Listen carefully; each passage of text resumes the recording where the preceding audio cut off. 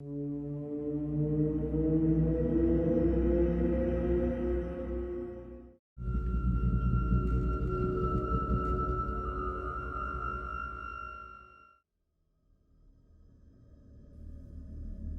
never believed in ghosts or the supernatural. As a night security guard, I'd heard all the stories about haunted places, but I always shrugged them off. That was until I took a job at Hillside Cemetery. Hillside wasn't just any cemetery. It was the oldest in our town, established back in the 1800s. It had an eerie reputation, not because of any specific haunting but because of the countless tales people spun about the place. But I was desperate for work, and the pay was decent. Besides, how scary could a graveyard really be? My first night on the job, I arrived just before dusk. The cemetery was sprawling, with rows and rows of headstones stretching into the distance. A thick mist clung to the ground, and the air was damp and cold. The caretaker, an old man named Frank, handed me the keys to the small office near the entrance and a flashlight. "Just do your rounds, make sure no one's messing around in here," he said, his voice gravelly from years of smoking. "And whatever you do, don't go near the mausoleum after midnight." I chuckled nervously. "Why? Ghosts?" Frank didn't smile. He just looked at me with a strange intensity. "Just don't," he repeated. I nodded, more to appease him than out of any real concern. I took the flashlight and started my first patrol. The sun had set, and the only light came from my torch and the occasional flickering street lamp outside the cemetery gates. For the first few hours, everything was quiet. I walked the rows, the beam of my flashlight cutting through the fog. The headstones varied from simple crosses to elaborate monuments. Some were so old that the inscriptions were worn away completely. Around midnight, I found myself near the old mausoleum Frank had mentioned. It was an imposing structure, all stone and iron, with a large, rusted gate. Despite Frank's warning, curiosity got the better of me. I approached the gate and peered inside. The interior was pitch black, and the air was noticeably colder. A shiver ran down my spine. I decided to move on, but as I turned, I thought I saw something out of the corner of my eye, a shadow darting behind one of the larger tombstones. My heart raced as I swung the flashlight around, but there was nothing there. Just shadows playing tricks on me, I told myself. I continued my rounds, but the feeling of being watched persisted. Every rustle of the leaves, every distant hoot of an owl made me jump. The minutes dragged on, and I was starting to regret taking this job. It was around 2 a.m. when things took a turn for the worse. I was near the western edge of the cemetery, close to the woods, when I heard it, a soft whispering. It was faint, like the rustling of the wind, but there was a distinct pattern to it, almost like chanting. I strained to listen, my breath fogging in the cold night air. "Who's there?" I called out, trying to keep my voice steady. There was no answer, just the continuous whispering. I followed the sound, my flashlight flickering as I moved deeper into the cemetery. The whispering grew louder, more insistent. It led me to a section of the graveyard I hadn't noticed before. The headstones here were older, more weathered.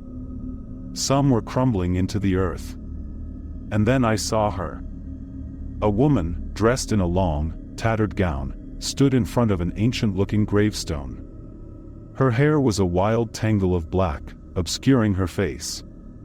She was the source of the whispering, her voice low and melodic, yet filled with sorrow. "Ma'am? Are you all right?" I asked, my voice barely above a whisper. She stopped chanting and slowly turned to face me. Her eyes were hollow, empty sockets staring into my soul. I stumbled back, nearly dropping the flashlight. She reached out a hand, bony and pale, and took a step towards me. Panic surged through me. I turned and ran, not daring to look back. I could hear her behind me, the whispering growing louder, more urgent. My lungs burned, and my legs felt like lead, but I didn't stop until I reached the office. I slammed the door shut and locked it, leaning against it as I tried to catch my breath. The whispering had stopped, but I could still feel her presence, just beyond the door. I grabbed the walkie-talkie and called Frank. "Frank, you need to get here. Now." I panted. "What's going on?" he asked, sounding more annoyed than concerned. There's someone here. A woman. She's not normal." There was a long pause. "I told you to stay away from the mausoleum," he said quietly. "It's not about the mausoleum. She's here, outside the office." Frank sighed. "Stay inside. I'll be there soon." I sat in the chair, flashlight clutched in my hand, eyes glued to the door. Minutes felt like hours. Finally, I heard Frank's truck pull up. He banged on the door, and I let him in, nearly collapsing with relief. "Where did you see her?" he asked, his face grim. I pointed towards the western edge of the cemetery. "Over there, near the old graves." Frank nodded. "Stay here." I watched as he walked out into the night, flashlight in hand. He disappeared into the fog, and I was left alone with my thoughts. The minutes dragged on, and I couldn't shake the feeling that something terrible was about to happen. When Frank finally returned, his face was pale. He didn't say a word as he locked the gate behind him and motioned for me to follow him to the truck. We drove in silence, the cemetery receding into the mist behind us. "What did you see?" I finally asked. Frank took a deep breath. "Her name was Emily. She was buried in that old section over 100 years ago. Died tragically, they say.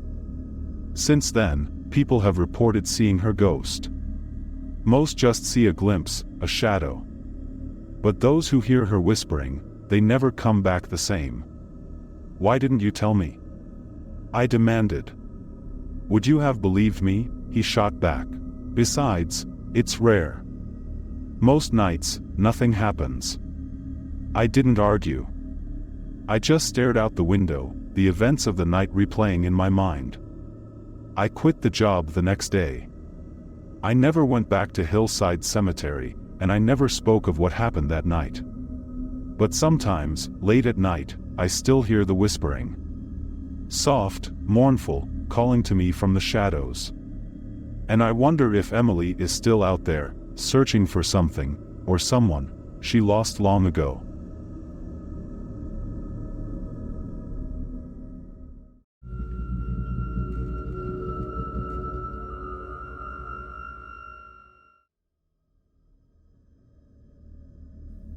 I've always been skeptical about ghost stories. Growing up in a small town where everyone knew each other, tales of haunted places were common but never really taken seriously. That was until the night something happened that changed my perspective forever. It was a crisp autumn evening in October, the kind where the air is chilly enough to see your breath, and the leaves crunch underfoot. My friends and I, bored teenagers with a thirst for adventure, decided to explore the old cemetery near my house. The cemetery had always been a place of fascination for us. It was ancient, with gravestones dating back to the early 1900s, some so worn down that the names were barely legible. "Let's do it," Matt said, his voice trembling slightly, betraying his bravado. "Let's spend the night in the cemetery." We all laughed nervously but agreed. Armed with flashlights, snacks, and a couple of blankets, we set out just as the sun dipped below the horizon, casting long shadows over the gravestones. The cemetery was eerily quiet as we made our way through the rusty gate, its creak sending shivers down my spine. We found a spot near a large oak tree, the canopy of which provided some shelter from the chilly wind. We laid out our blankets and settled in, trying to act nonchalant. As the hours passed, we told ghost stories and tried to scare each other with fake sounds and sudden jumps. But around midnight, things took a turn. It started with a faint whisper, barely audible, but unmistakably real. We all heard it and fell silent, straining our ears to catch the sound again. "Did you guys hear that?" Emma asked, her voice barely above a whisper. "Probably just the wind," I replied, though I didn't believe it myself. Then it came again, clearer this time. A soft, mournful wail that seemed to come from deep within the cemetery. We pointed our flashlights in the direction of the sound but saw nothing except rows of silent, cold gravestones. "Let's check it out," Matt suggested, and despite our fear, curiosity got the better of us. We walked slowly, our flashlights casting eerie shadows as we moved. The sound grew louder, more distinct. It was a woman's voice, crying. We followed the sound until we reached an old, decrepit mausoleum at the far end of the cemetery. The door was slightly ajar, a darkness within that seemed to swallow the light from our flashlights. "I don't like this," Emma said, her voice shaking. "Maybe we should go back." But Matt was already pushing the door open, the rusty hinges groaning in protest. We followed him inside, the air instantly colder, the darkness almost palpable. Our flashlights flickered, casting dancing shadows on the walls. As we moved deeper into the mausoleum, the crying grew louder, more desperate. It led us to a small, stone chamber at the back. There, in the center of the room, was a figure. A woman, dressed in tattered, old-fashioned clothes, her long hair obscuring her face, sat on the floor, rocking back and forth as she sobbed. "Ma'am, are you okay?" Matt asked, his voice barely steady. The woman stopped crying abruptly and lifted her head. Her eyes, empty sockets of darkness, locked onto ours, and a chilling smile spread across her face. We stood frozen, unable to move, as she began to stand up, her movements jerky and unnatural. Suddenly, she let out a blood-curdling scream, and the mausoleum shook. The walls seemed to close in on us, the air thick with a sense of dread. We turned and ran, the woman's screams echoing behind us. We didn't stop until we were back outside, gasping for breath, our hearts pounding in our chests. We didn't speak as we gathered our things and made our way back home. The cemetery, once a place of intrigue, had become a source of terror. That night, none of us slept. The woman's face haunted our dreams, her empty eyes and sinister smile etched into our memories. The next day, we tried to rationalize what had happened. Maybe it was a prank, someone trying to scare us. But deep down, we knew what we had seen was real. The cemetery held secrets, dark and terrifying, that we had unwittingly stumbled upon. In the weeks that followed, strange things began to happen. We'd hear whispers in the night, see shadows moving in the corners of our vision. Objects in our homes would be misplaced, doors would open and close on their own. The sense of being watched never left us. One evening, as I was walking past the cemetery on my way home, I saw her again. The woman, standing just inside the gate, her hollow eyes fixed on me. She raised a hand and beckoned, a twisted smile on her lips. I ran, not stopping until I was safely inside my house. We eventually told our parents what had happened, and though they were skeptical, they couldn't ignore the fear in our eyes. They contacted the local historian, who told us about the woman. Her name was Clara, and she had lived in the town over a century ago. She had been accused of witchcraft and, in a fit of hysteria, the townsfolk had locked her in the mausoleum, where she had died, cursing those who wronged her. Her spirit, it seemed, had never left. That night in the cemetery changed us. We no longer sought out thrills in dark places. The memory of Clara, her anguished cries, and those empty eyes served as a constant reminder of the things that lurk in the shadows. Some stories, we learned, are better left untold. Years later, as I drove past the cemetery, I noticed it had fallen into disrepair. The town had grown, and newer cemeteries had taken its place. But every now and then, I'd see someone walking past, glancing nervously at the gate, as if they too could feel the presence within. Clara's curse, it seemed, would never truly be forgotten.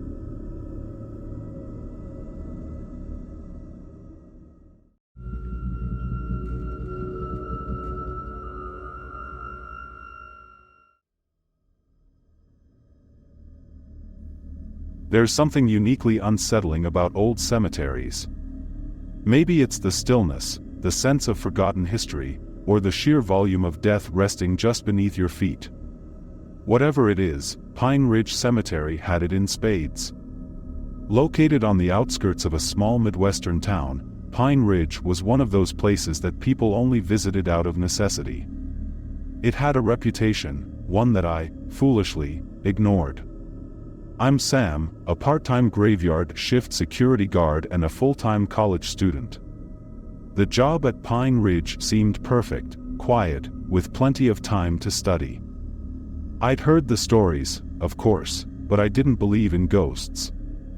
I thought it was all just local legend to keep kids from vandalizing the place. My first few shifts were uneventful, almost boring. I'd walk the perimeter, check the gates, and then settle into the tiny security office with my books. The nights were long and eerily silent, but nothing ever happened. That changed on a chilly September night. The night started like any other. I did my rounds, flashlight cutting through the thick fog that had rolled in. The tombstones loomed like silent sentinels, their inscriptions barely visible through the mist. I just reached the oldest part of the cemetery, a section that dated back to the early 1800s, when I heard it, a faint whisper, almost too soft to catch. "Sam." I froze, the hairs on the back of my neck standing up. My first thought was that someone was playing a prank, but who would be out here at this hour? I called out, "Who's there?" Silence. I shook my head, chalking it up to my imagination, and continued my patrol. As I neared a crumbling mausoleum, I heard it again, louder this time. "Sam." It was a woman's voice, soft but urgent. My heart pounded in my chest. I approached the mausoleum, shining my flashlight inside. The beam caught on something moving, something dark and shadowy that darted out of sight. I nearly dropped my flashlight. Panic surged through me, but I forced myself to step inside. The air was colder here, and the smell of decay was stronger. I scanned the room, but it was empty, save for a few broken coffins and scattered bones. I was about to leave when I noticed something strange, scratch marks on the stone floor, leading to one of the coffins. Curiosity got the better of me.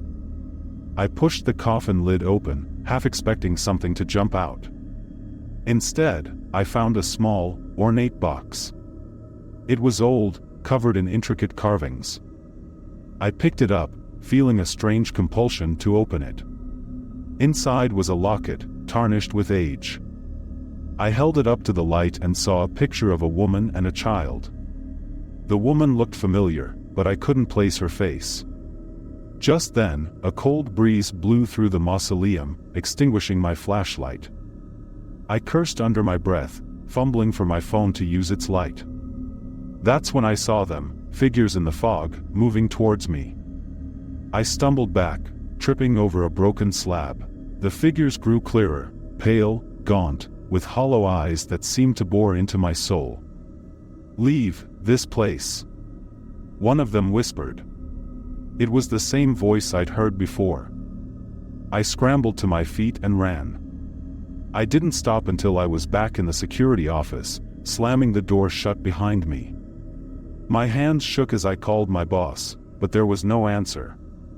I was alone. I spent the rest of the night locked in the office, jumping at every sound. When dawn finally broke, I left without looking back. I told myself I wouldn't return, but I needed the job. Reluctantly, I came back the next night. That's when things got worse. The fog was thicker, almost suffocating. As I made my rounds, I kept hearing whispers, catching glimpses of those shadowy figures. Then, I saw her, the woman from the locket. She stood by a grave, her face sad and mournful. When I approached, she vanished, leaving behind an icy chill. Desperate for answers, I started researching the cemetery's history. I discovered that the woman in the locket was Maria Thompson, a widow who'd lost her young son to a fever in the 1850s. Heartbroken, she'd spent every night by his grave until she died of exposure one cold winter night. They buried her beside him, but rumors said she never left. Determined to put an end to this, I returned to the mausoleum. I brought the locket, hoping it would help. As I placed it back in the coffin, the air grew still. For a moment, I thought it had worked. Then, the whispering started again, louder and more frantic. Find him, bring him home. I knew what I had to do. I had to find the boy's grave. The cemetery records were incomplete, but after hours of searching, I found it, a small, unmarked grave hidden beneath years of overgrowth. I dug through the dirt with my hands, unearthing a tiny skeleton. Gently, I placed the locket beside it. The change was immediate. The fog lifted, and the whispers ceased. I felt a strange sense of peace wash over me. As I stood, brushing the dirt off my clothes, I saw her again, Maria. She smiled, a tear rolling down her cheek, and then she was gone, leaving behind only silence. I thought that was the end of it. I was wrong. A few nights later, I was back on duty when I heard it, a child's laughter, echoing through the cemetery. My blood ran cold. I followed the sound, flashlight trembling in my hand. It led me to the grave of Maria and her son. There, standing beside it, was a little boy, his face pale and eyes hollow. "Thank you," he said, his voice like a cold wind. "But he won't let us go." Before I could ask who he meant, a shadow fell over me. I turned to see a tall, dark figure looming behind me, its eyes burning with malevolence. I couldn't move, couldn't scream. The figure reached out, and everything went black. I woke up in the hospital, my head pounding. The doctor said I'd been found unconscious by the cemetery gates, no signs of injury. I quit the job that day, but the nightmares never stopped. Every night, I see that shadowy figure, feel its cold grip. And every night, I hear the boy's voice, pleading for help. Pine Ridge Cemetery is still there, its gates rusted and its tombstones crumbling. People still whisper about the spirits that haunt it, about the dark presence that lingers. Some say it's cursed, that those who enter never truly leave. I don't know if that's true, but I do know one thing: I'll never go back. If you ever find yourself near Pine Ridge, take my advice, stay away. Some things are better left buried.